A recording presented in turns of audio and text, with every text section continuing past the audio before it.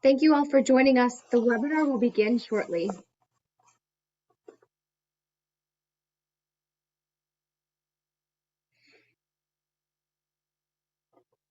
Welcome everyone. We do encourage you to ask questions today, but if you could, please use the Q&A at the bottom of your screen. We will make sure to answer your questions in the order that we receive them after today's presentation.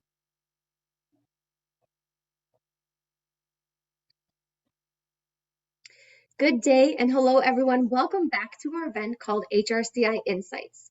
These are episodes that provide insights on current HR services, developments, and technologies. We at HRCI want HRCI Insights to be open to everyone. So for our attendees that need it, we do have closed captioning running. If you do not need closed captioning, please go to the bottom of your screen and choose Hide Subtitles.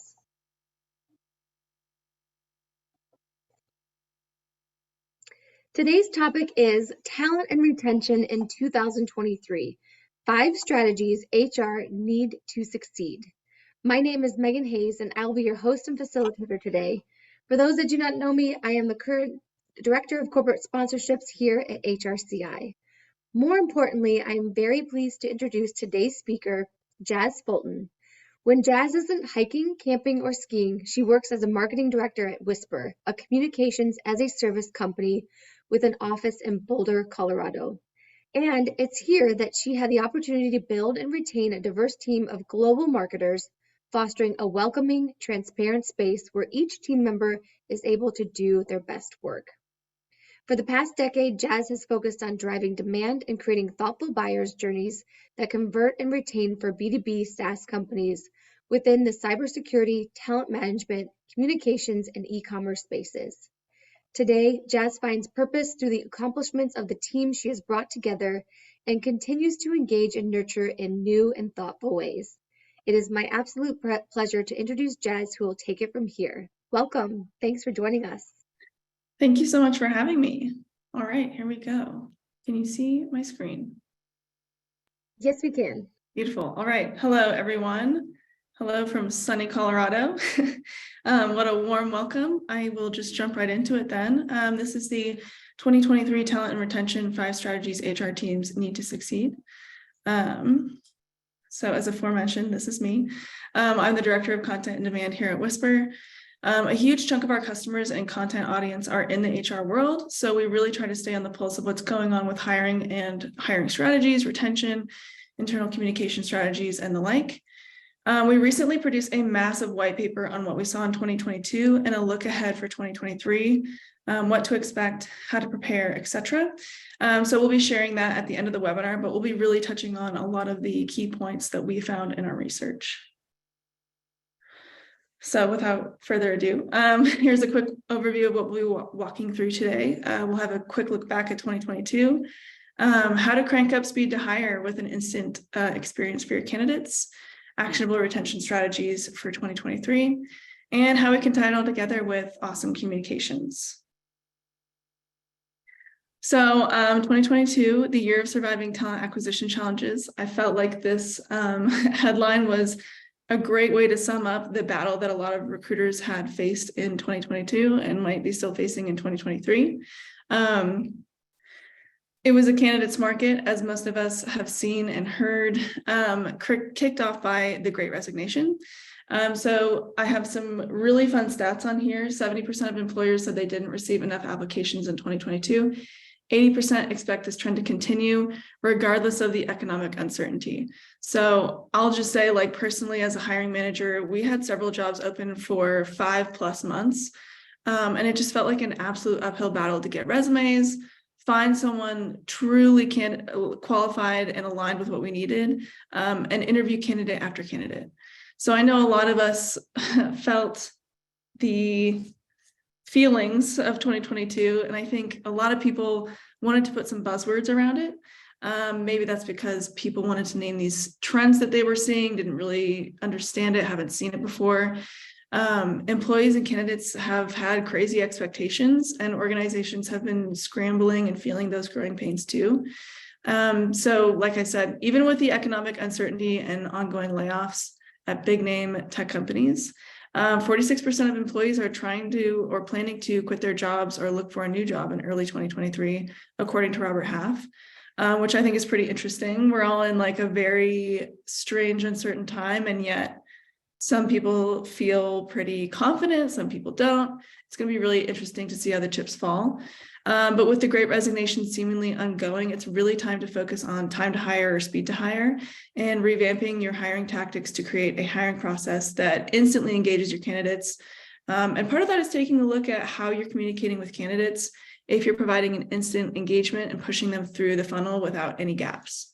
So that's something that we really focused on at Whisper. I touched on the idea of instant experiences. How can you automatically schedule interviews, send interview reminders, prevent ghosting, follow up after a call immediately with next steps, and things like that. Being able to push candidates from first touch to offer letter really quickly is something you can automate with intelligent candidate journeys. And you might be like, look, Jazz, I don't have coding skills. I don't have a ton of time. I think there's a lot of options out there that make it really plug and play for HR professionals. I do not have coding experience, and I have created several workflows in my time. It's something that if you understand the journey, you could probably pretty easily, drag and drop the things that you need. So with automations, I'll just say the key points that are helpful for HR pros: you can keep candidates engaged across any channel they prefer, whether that's SMS, social, email. Personally, when I get an SMS, I read it. I know that the engagement rate for SMS, I think, is 98% of SMS get open within 3 minutes. So that's pretty good stats. Email, phone, I sometimes answer phone calls. I don't know if you guys do. But anyways, you can make all of your messages personalized using a candidate's name, job interest, etc., without having to think about it. You can message people at the right time. So if they're in a different time zone, or if you know their schedule is really tight during these times, you can work around that. And you can keep messaging consistent and branded messages across every touch point. So really making them feel like your employer is the employer of choice. So 2023, the year of retention, we hope, right? So it's kind of time to wipe the slate clean, in my opinion, and temp check your employees. Understand how they're feeling in order to inform what you want to focus on in 2023. So this chart is a global employee experience trends report from Qualtrics. You can see that intent to stay is trending down, while employees continue to focus on well-being, inclusion, and engagement. So I think the challenge for organizations is going to be addressing this disconnect by understanding just what employees really want and how you can deliver on those expectations, truly deliver on those expectations. So these are the 4 trends we've compiled in our research report. We'll walk through each strategy or action you can take. So as you see, championing work-life integration, reducing burnout, prioritizing and promoting internal mobility, and aligning your values with employee priorities. So for me, it's been really hard, I don't know about you guys, to set personal boundaries with work versus non-work time, especially with my office literally steps away. I mean, my kitchen is right outside of this. I love to snack. So I will often have breakfast on a one-on-one call in the morning, whatever that looks like for me. But a lot of leading companies have picked up on this trend, and they're now trying to focus on integration instead of balance, whereas it's like balance is 2 competing things, whereas integration is like, maybe you're folding your laundry during a company call with your camera off, How do we make that okay in everyone's culture? Because work-life balance, I don't know about you guys, hasn't been working, at least with a huge increase of working from home. So yeah, hopefully some of you guys also take breakfast during your one-on-ones, and it's not just me. As mentioned, employees that are happy with their work-life integration are 20% more likely to have higher than average well-being scores, and they're 28% more likely to have their expectations exceeded at work, 23% more likely to have higher engagement scores, which is really awesome, 28% more likely to feel included, 18% more likely to continue working with their current employees for 3+ years, 16% less likely to be at risk of burnout. So those are some pretty good numbers. And I feel like all it takes is creating a culture or an acceptance of people multitasking or stepping away when they need to. So yeah, I mentioned reducing burnout. I know we've been harping on it, and it's somewhat of a symbiotic relationship with work-life integration. But I think it's worth its own slide. Reducing burnout is paramount to retaining employees. If you look at this graph from the AFLAC Workforces report, lowering burnout reduces the likelihood of looking for a new job, makes employees feel more satisfied with their current position, and it makes them feel truly cared for from their employer. So how can you do this? Make work-life integration a priority, act on the results of engagement surveys, transparency, and providing thorough documentation. And if you want more information on crafting an awesome engagement survey, we'll be sharing our report at the end of this webinar, so stay tuned. This is something that we do for a living, so we have a pretty good idea of how to keep people engaged, ask the right questions at the right time, and like I said earlier, across the right channels, right? Like if my employer where I work, I'll get texts every once in a while of like a video from our CEO, and he'll be, my company is based in Melbourne, Australia. So that's time zones away, an ocean away. And I still feel pretty connected as an employee to what we're driving and what's new, what's going on. So that's just an example of how we can get creative. I love this title that I wrote myself, Ditch the Ladder for a Lattice, Make Internal Mobility a Priority. So 9 out of 10 HR pros said that 10% of their roles can be filled internally. I think that that's a huge cost benefit, and also effort benefit for a lot of HR folks. So by keeping communication open and collecting employee feedback to make them feel heard and engaged, you might also be getting some feedback that really helps you see, oh, we could probably fill a gap here, or, you know, maybe this person needs this much training, but they could easily step into this role that we've had open for 3 months and really save us some money and effort there. Also creating a space that encourages internal mobility. This is an opportunity for all of you HR pros to get creative and build a really cool culture with communications at the heart of it, right? Maybe there's a way that you can post monthly job openings to your internal employees, or send a video that's like, we have this new open job, we can't fill it. Maybe one of you guys are interested, or maybe one of you guys have a friend who might be interested, and sending that directly to their phones, to their emails, whatever that might look like. Maybe even adding to every company-wide email a little comment box where somebody, if they have an idea, can just write it in and it comes straight to you. So just some creative thinking there. So employees that feel their organizations are aligning with and following through on company values are 31% more likely to have their expectations exceeded by their employer, 23% more likely to work with their current employer for 3+ years, more likely to have higher well-being scores, 27% more likely to have higher engagement scores, and 17% less likely to be at risk of burnout. So it's really, to me, it seems like something that feeds off of itself. And I think being able to reduce burnout just by aligning your values with what they want to see. And maybe that's not a new mission and vision for your whole company, right? But making it very clear that you're hearing them and what they want and doing what you can to give them what they want. So the key to winning in 2023, good communication. I feel like building a strong foundation of communication for your candidates and employees can be the difference between quick turnovers and a workforce that continuously goes above and beyond for their mission and vision. Again, where I work, I've had the opportunity to dig deep on what makes a good communication strategy. I love getting weekly videos from Melbourne to keep us up to date on everything company related. I also love the opportunity to anonymously submit feedback, kind of like an old comment box, right? There's a bunch of opportunities that you can do. And I think a lot of us are pretty remote, so it can be easy to feel really disconnected. But I think finding creative communication avenues of how people can give you feedback or ask questions, I think that really keeps people engaged.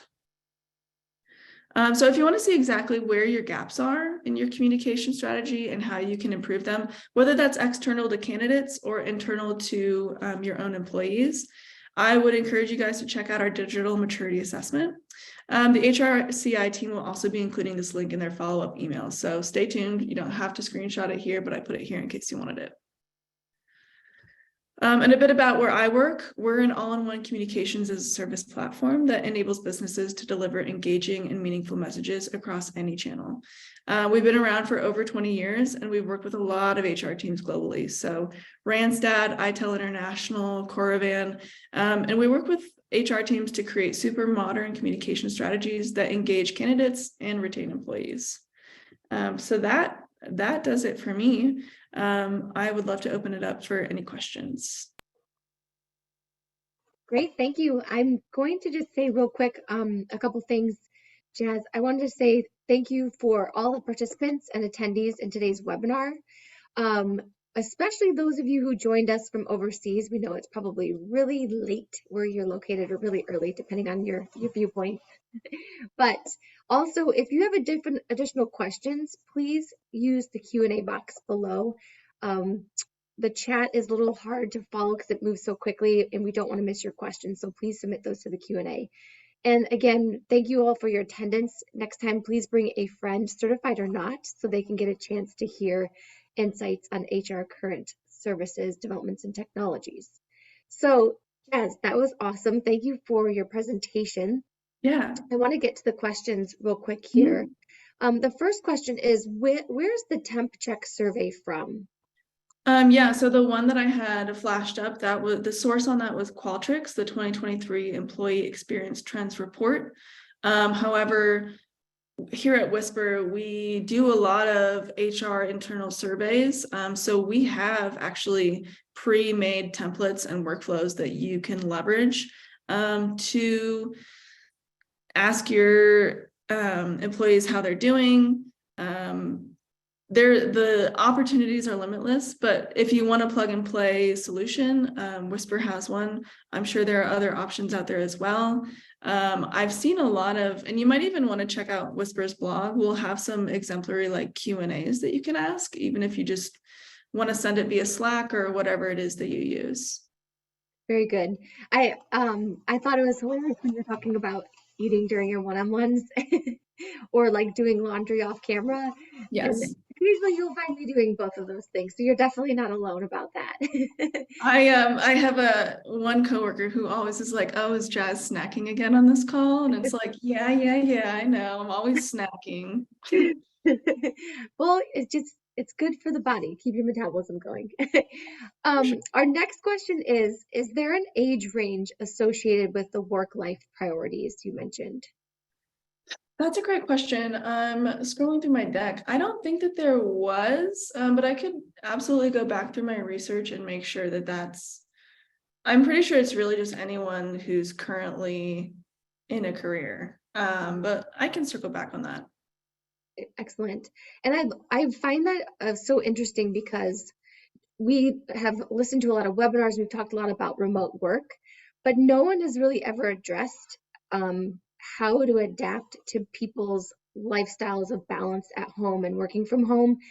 And it's a really good thought process. It's almost like another webinar to be discussing like ways that you can change the communication and the expectation levels of working from home. Because, just to think that people aren't working from home and also multitasking so they can get everything done in a day is kind of naive. So I would love to hear more about that sometime. Yeah, absolutely. And I'll also just say there are more nuggets of information that we found when we were researching that are in our report. I just tried to share kind of the highlights here about the work-life integration. I'm trying to remember what university it was. I wish I had my research report up in front of me, but there's some quotes in there from several universities where they're talking about like, what is it really? Because we know what work-life balance is, but why is work-life integration so important to reducing burnout? So I would definitely take a look there, and maybe I'll provide you with a quote or two to go out in your wrap-up email. Excellent. That's great. How do you operationalize integration? Understandably, being able to present to the employees' leaders would be the biggest challenge.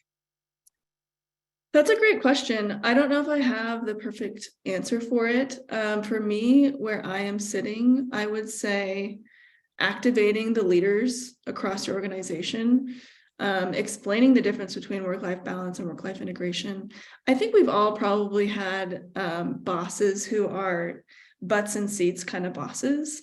And I think that has been completely turned on its head since COVID, right? Since a lot of us are working from home and life is just very different. And, all of the statistics point to people are working over hours. People are not stepping away or not having good boundaries with work, myself included. So I think having that awareness from the leadership level and why integration is important from a reducing burnout standpoint.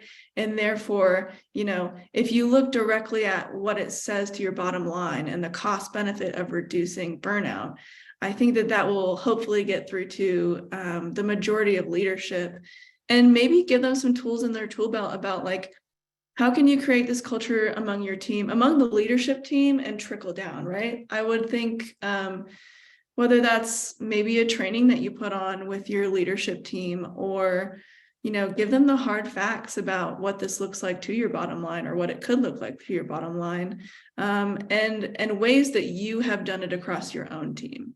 Mm-hmm. Very good.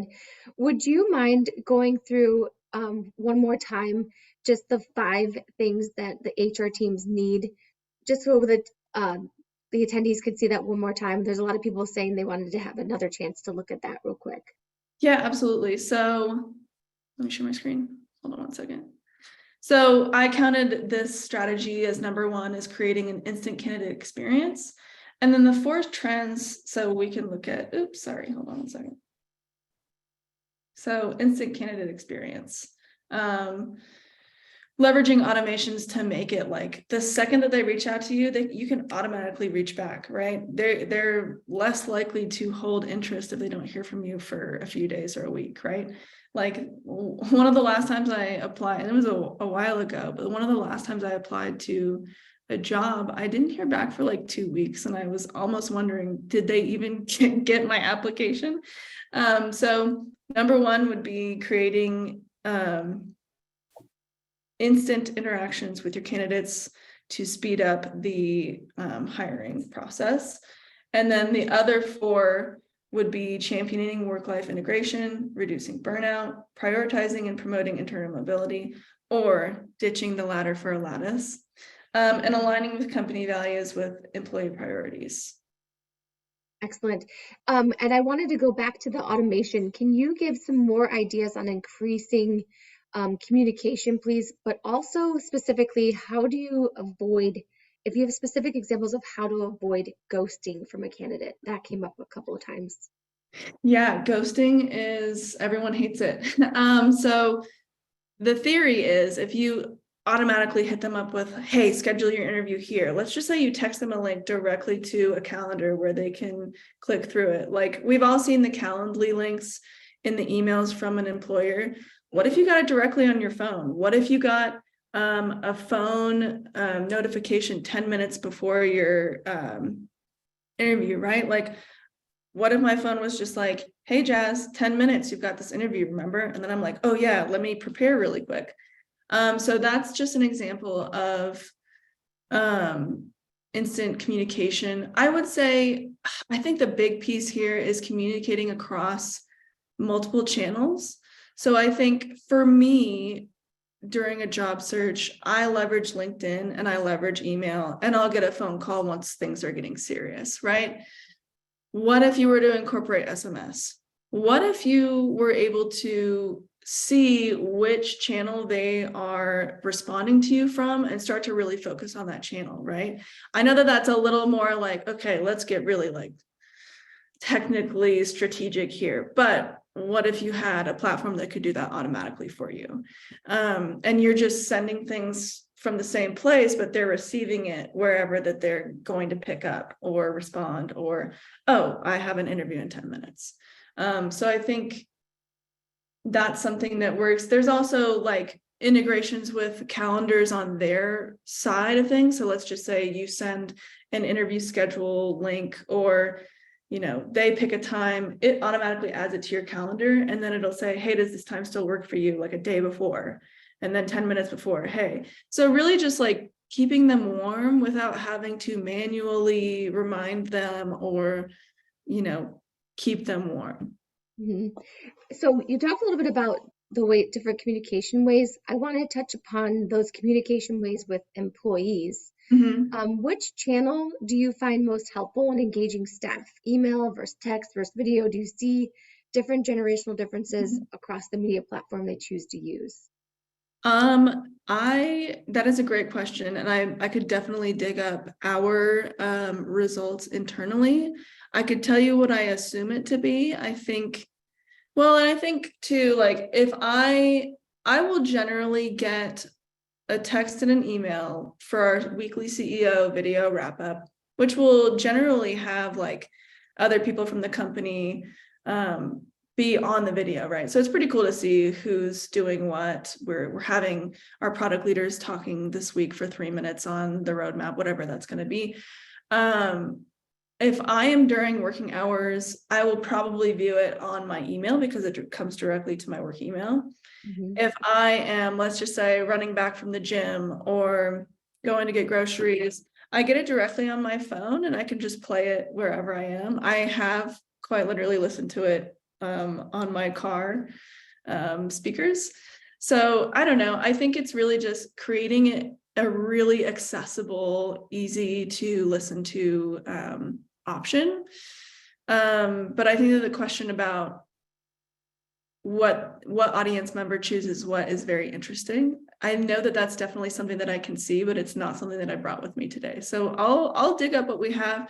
I know too, we have a ton of clients who use us for internal communication specifically. So I'll see if I can dig up some of that as well.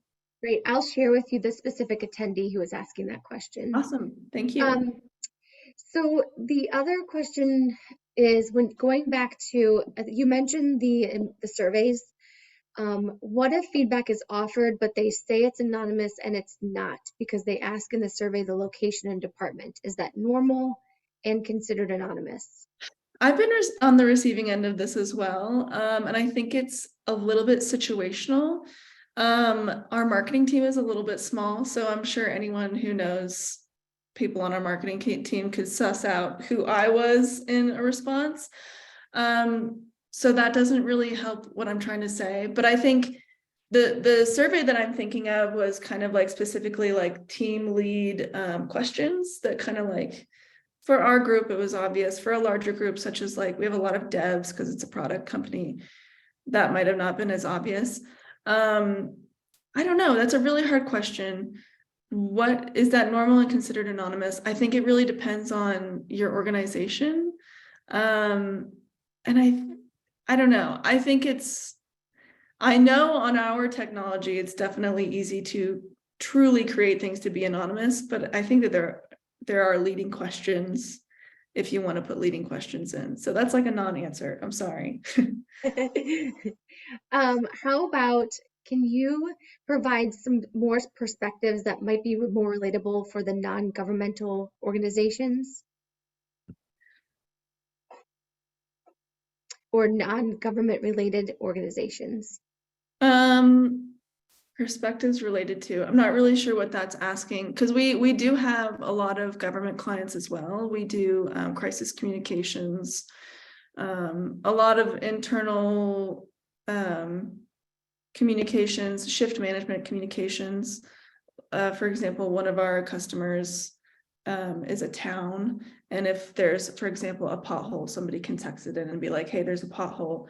And then once the town fixes the pothole, which this doesn't happen where I live, by the way, but once the pothole is fixed, they can like take a picture and send it in. Perspectives related to non-government organizations. I don't know what exactly that's asking, but I think that if you have the right communication platform, if you have the right technology stack, communications, everyone uses communications. And for me in marketing, like this makes my job really hard because it's like, who should we talk to? Because everyone uses communications. Mhm. And I think if you find the right technology, it can easily be applied to whatever your specific use case is, whether it's government, HR, I could go on and on and on, shift management. That's a really fun one. Mhm. I wanted to ask you this question too, because this has come up in previous webinars that we've hosted. With so many employers unable to fill positions, do you think they are looking for candidates with experience that do not match the salary? Well, you're asking with an asterisk here, a marketing person, this question. From what I have seen and heard, absolutely. From the emails that I have experienced, yes. I think that it's been a dog eat dog world for the last year. I think that I'm trying to remember. I don't know if you guys are familiar with Bullhorn, but they do like a statistics wrap up every year, and they had a statistic on there that was like the number one issue is not enough candidates, and therefore not enough candidates with the right experience. Mhm. I could find that source and send it out after this as well. So I would say yes, with an asterisk of me not being a professional exactly in that area. But from what I have seen, yes. Gotcha. And then one more question I wanted to make sure that we um, can ask this question. What tools has anyone used for automating scheduling? I've used Calendly personally, but would be great to know if you have any suggestions that would integrate with Workday. Yeah. So personally, Whisper integrates with a lot of HR platforms, a lot of the bigger ones, Bamboo HR, Workday, etc. I would say that within those integrations, right, it's really important to be able to integrate with a range of calendar options, whether that's Google Calendars, whether that's Microsoft Calendars. I know that we have an Outlook integration. I know that we have a Google integration. I think if you are looking for a tech stack or solution or whatever that may be, that's definitely something that you want to add to the list of must-haves. Because really, what good is it to have an interview reminder that they can't add to their calendar or you can't add to your calendar?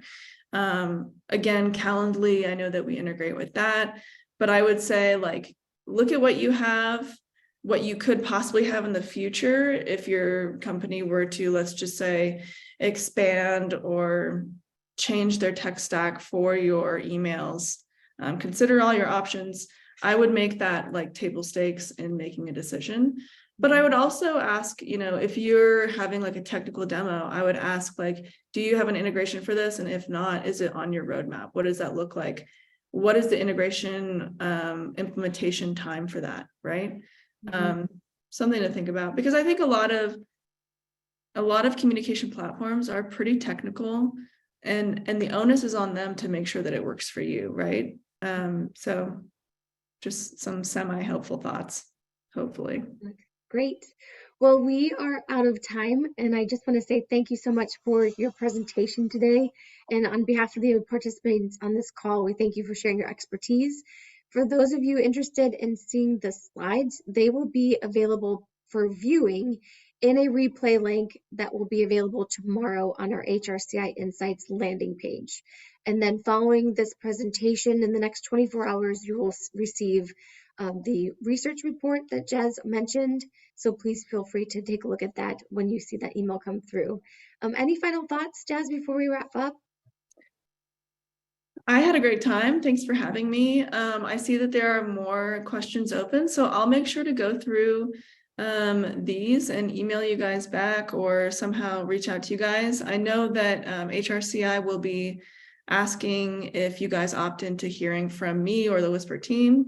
I would encourage you guys to say yes, especially those who have open questions. There are a lot of questions on here and they're really good. So I will be committing my day to reading through these questions and trying to answer them. So yeah, thank you guys for being here. I really appreciate everyone listening to me and my marketing speak / all of these great stats that my team and I uncovered while doing this research. Great. Well, thank you again for your time. And then HRCI team, let's see that code for recertification, please, if you can pop that on the screen. Because this does qualify for a recertification code. But while we wait for that code, I just want to remind everyone we do have some upcoming sessions, including staying compliant with 2023 employment law changes coming up on the 25th, and then also being able to level up your hiring on January 30th. So please join us for those upcoming sessions. And again, please feel free to reach out to Jazz and the team at Whisper. They have lots of great information. You will be hearing from them regarding the research report. If you'd like to learn more about upcoming events, we encourage you to connect with us on LinkedIn or sign up for our newsletters at hrci.org, and you can find the registration link at the bottom of the homepage. And that recertification activity ID is 618263. 618263, and this program has been approved for 1 business credit towards recertification. And Jazz, I'll make sure that you get access to all the questions that we had today. And again, thank you for your presentation. We really appreciate it. Yeah, thank you. Thanks, everyone. Have a good one.